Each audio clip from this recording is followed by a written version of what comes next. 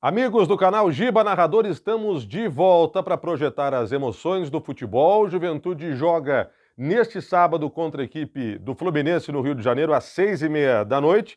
O Caxias joga no domingo a partir das 4h30 da tarde no Estádio Centenário. Vamos conversar um pouquinho sobre esse jogo, trocar uma ideia, sempre saudando os nossos parceiros. Nova Tendência Serviços de Síndico Profissional para melhor administração do seu condomínio. O WhatsApp 54 996 13 1404. Cassol Autopeças, CDV credenciado pelo Detran, compra seu carro batido ou acidentado com pagamento à vista. Chame no WhatsApp 54 99979 9543.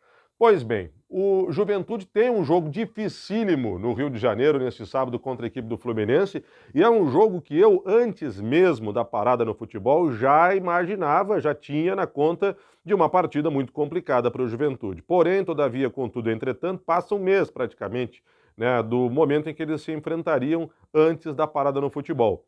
E o Juventude esperava contar agora com o Jean Carlos, por exemplo, ele que estava lesionado. Ele recuperou da primeira lesão, sentiu outra, está fora o Jean Carlos. Em contrapartida, não tem o Kaique, e aí é uma questão de suspensão, vai o Thiago Conte para o lugar dele.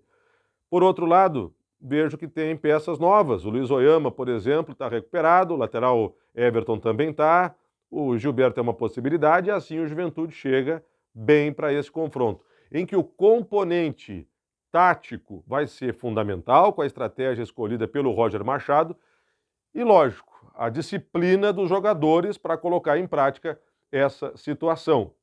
Por outro lado, vai enfrentar um Fluminense que no Campeonato Brasileiro ainda não se encontrou, está atrás na tabela e vai tentar fazer alguma coisa diferente para tirar essa posição do Juventude, trocar de posição com o Juventude. O Juventude, que eu não vejo que nesse primeiro momento tenha uma grande sequência de jogos, ele vai ter principalmente no mês de julho, quando começar a entrar a Copa do Brasil nesse circuito, mas até lá, vejam, jogo sábado, jogo quarta, jogo terça, jogo no outro sábado. Tem um espaçamento um pouco maior nesses primeiros jogos. Eu acho que o Juventude, enquanto isso, vai pegando o ritmo, vai acelerando o seu processo, uma vez que, lógico, ele vai ter aquela perna pesada, né, de um time que estava numa intertemporada acidentada, não foi linear esse período de trabalho, mas é o que temos para o momento nesse retorno do Juventude.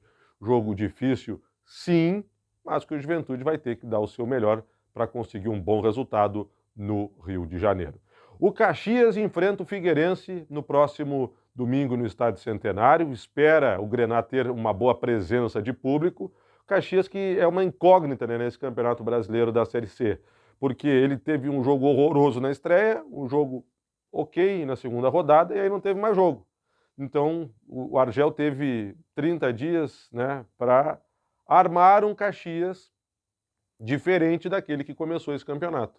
Um Caxias talvez mais parecido com o do Campeonato Gaúcho, a partir da chegada do Argel, um time que se defendia melhor para depois partir para as jogadas de criação ofensiva. O Argel tentou mudar isso na arrancada do campeonato, não conseguiu. Vamos ver o que ele vai armar para esse primeiro momento. Fala-se que o Galvão entra no time como atacante de lado.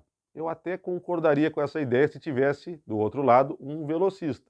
O Galvão, aliás, eu acho que é titular, tá? Só não penso que seja ele o companheiro do centroavante Álvaro. Acho que o Caxias vai perder velocidade, vai perder drible, mas é um bom jogador, não resta a mínima dúvida. Só, repito, não é a escolha que eu faria. Tirar o Feijão, por exemplo, para botar o Galvão. O Feijão está perdendo espaço no time? Será que ele é tão culpado pela má arrancada Grená? O Argel faz as leituras, mas eu ainda acho ele o melhor atacante de lado do Caxias. Vamos ver. O goleiro Zé Carlos vai começar o jogo, essa é a informação da coletiva da sexta-feira, do técnico Argel. Eu esperava que o Thiago Coelho fosse já retornar ao time, mas o Argel, eu repito, sabe o que faz. O Thiago Coelho estava lesionado, voltou nos últimos trabalhos, não chegou a ser titular em nenhum dos jogos treinos, então tá. Mas só acho que não dá para ficar alimentando essas dúvidas no gol por muito tempo. É o Zé Carlos o novo dono da camisa 1 ou é apenas uma circunstância de momento? Esse Figueirense que o Caxias enfrenta domingo, ele perdeu ontem, na quinta-feira, para o Ipiranga em Erechim. Parece que até crescendo no segundo tempo, mas perdendo para um adversário que chega no mesmo contexto do Caxias. O Ipiranga, assim como o Caxias, estava só treinando, ele jogou um jogo depois do Caxias, que foi o da Copa do Brasil, ainda no decorrer da semana em que parou o campeonato, depois parou tudo, mas é também um time que estaria, em tese, com a perna pesada, sentindo alguma questão física, mas conseguiu resolver os seus problemas. Então, se é verdade que essa parada, essa falta de ritmo é um componente, ela não explica tudo. O Ipiranga ganhou, o Grêmio ganhou.